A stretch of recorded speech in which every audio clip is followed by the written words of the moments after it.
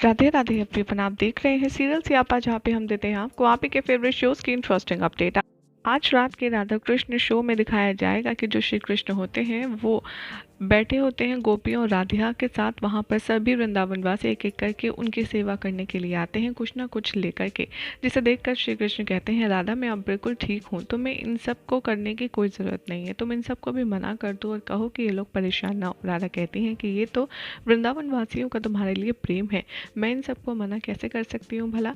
और कृष्ण मजबूरी में वहाँ बैठे रहते हैं। तभी एक वृंदावनवासी आता है भागा भागा और श्री कृष्ण से कहता है कि हमारे वृंदावन को एक असुर ने घेर लिया है, वो सब कुछ तहस नहस कर रहा है, जो भी कोई रास्ते में आ रहा है वो उसे जला दे रहा है। कृष्ण ये सुनकर के उस असुर का सामना करने के लिए जाते हैं, लेकिन राधा बहुत ज़्यादा परेशान हो जाती है और कहती हैं कि कृष्ण तुम तो अस्वस्थ हो, तुम तो बिल्कुल भी ठीक नहीं हो, इसलिए तुम नहीं जा सकते। यहाँ पर कृष्ण राधा को समझा ही रहे होते हैं, तभी गोपियाँ भी कहने लगती हैं कि नहीं, तुम नहीं जाओगे कृष्ण, क्योंकि तुम्हारी तबीयत ठीक नहीं है। तभी इसी बीच में मैया यशोदा आ जाती हैं और कृष्ण से कहती हैं कि नहीं, तुम नहीं जाओगे क्योंकि तुम अस्वस्थ हो, अगर तुम गए तो तुम्हें बहुत ही ज़्यादा हमारा क्रोध सहना पड़ेगा, और कहना तुम्हें मेरी सौगंध, तुम नहीं जा सकते। यहाँ पर गोपियाँ भी अपनी सौगंध दे देती हैं कृष्ण को ना जाने के लिए, और यहाँ राधा भी अपनी सौगंध दे देती है, यानी कि तीनों सौगंध दे देते हैं और कृष्ण नहीं जा पाते। मदद के लिए आए लोगों को कृष्ण के यहाँ से निराश होकर जाना पड़ता है। यहाँ पर कृष्ण मन ही मन सोचते हैं कि ये क्या हो रहा है, आखिर ये लोग मुझे सौगंध पे सौगंध दिए जा रहे हैं, ये क्यों नहीं समझ रहे कि अगर मैं उस असुर के पास नहीं गया तो वो पूरे वृंदावन को नष्ट कर देगा। यहाँ दिखाया जाएगा कि साम, निषाद और बलराम, प्रद्युम्न एक साथ मिलकर के उस असुर को ढूंढ रहे होते हैं और ये कह रहे होते हैं कि कहीं नहीं दिख रहा वो दूर दूर तक, लेकिन जो उसने ये मार्ग में उत्पाद मचाया है, प्रतीत होता है कि वो यहीं से गया है।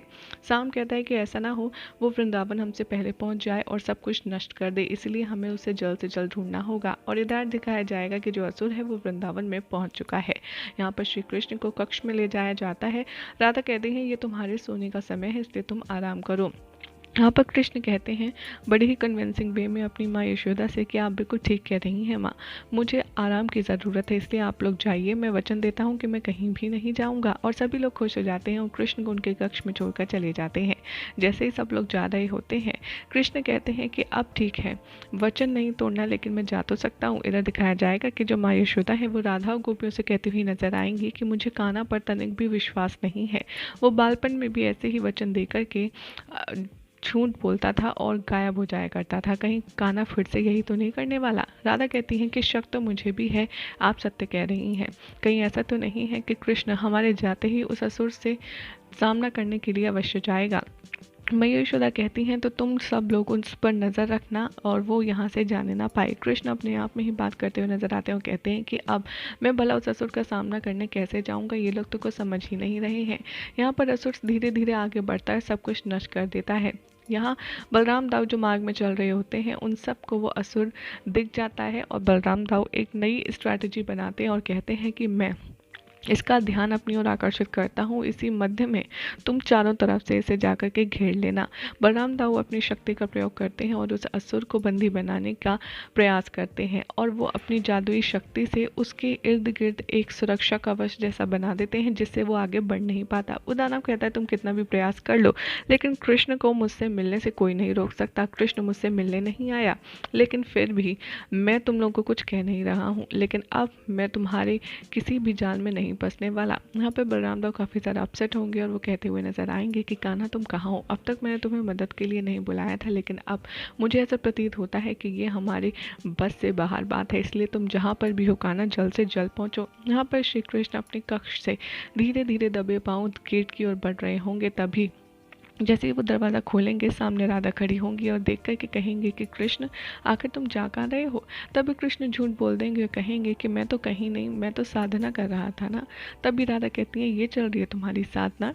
तभी कृष्ण कहते हैं कि नहीं, साधना करने के लिए दरवाज़ा बंद होना चाहिए ना, तो मैं बस अच्छे से अपना दरवाज़ा बंद कर रहा था। तभी राधा के सामने कृष्ण झूठ बोलने का प्रयास करते हैं, लेकिन राधा उनकी एक नहीं सुनती और कहती हैं कि चलो अंदर जाओ, मैं अच्छे से दरवाज़ा बंद कर देती हूँ, तुम आराम करो। कृष्ण कहते हैं ठीक है, और वो बुरी तरह से फिर फंस जाते हैं और कहते हैं कि अब मुझे बाहर जाने का कोई और मार्ग ढूंढना होगा।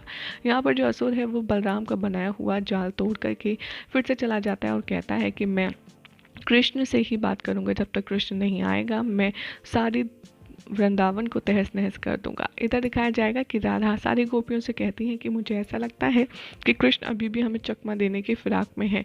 हमें एक एक करके पहरा देना होगा और ये सुनिश्चित करना होगा कि जब आधी गोपियाँ सोएं तो आधे लोग जागें। यहाँ पर श्री कृष्ण कहते हैं कि मुझे पता है इससे कैसे बाहर निकलना है, और वो अपनी बांसुरी उठाते हैं और उसे बजाना शुरू करते हैं। कृष्ण की बांसुरी का मधुर स्वर सुनकर धीरे धीरे सबको नींद आ जाती है, माँ यशोदा, गोपियाँ और राधा को भी। यहाँ पर कृष्ण द्वार खोलते हैं और आगे की ओर प्रस्थान करते हैं और अपनी मैया से माफ़ी मांगते हुए जाते हैं और कहते हैं कि ये तो राधा है, राधा भी सो रही है।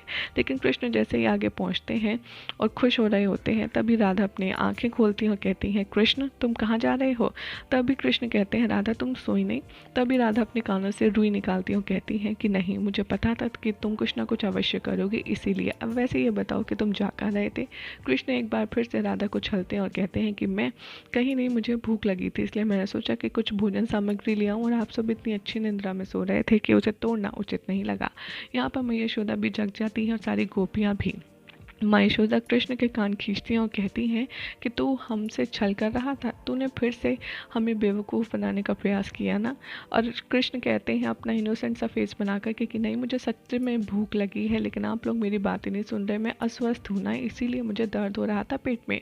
राधा, गोपियाँ और माँ यशोदा कृष्ण को डांट कर फिर से कमरे में भेज देती हैं और ढेर सारे फल दे देती हैं। गोपियाँ माखन और दूध रख देती हैं और कहती हैं कि ले, अगर प्यास लगे तो तू माखन खाना, छाछ पीना, पानी पीना, भूख लगे तो ये फल खाना, लेकिन इस घर से बाहर नहीं जाएगा। कृष्ण फिर से उदास हो जाते हैं और कहते हैं कि मुझे समझ नहीं आ रहा, आखिर ये लोग समझ क्यों नहीं रहे हैं कि ये विशाल छिपकली वृंदावन का नाश कर सकती है। यही हो जाएगा आज रात के एपिसोड का एंड, जिसके बाद क्या होगा आपको बताएंगे नेक्स्ट रिपोर्ट में।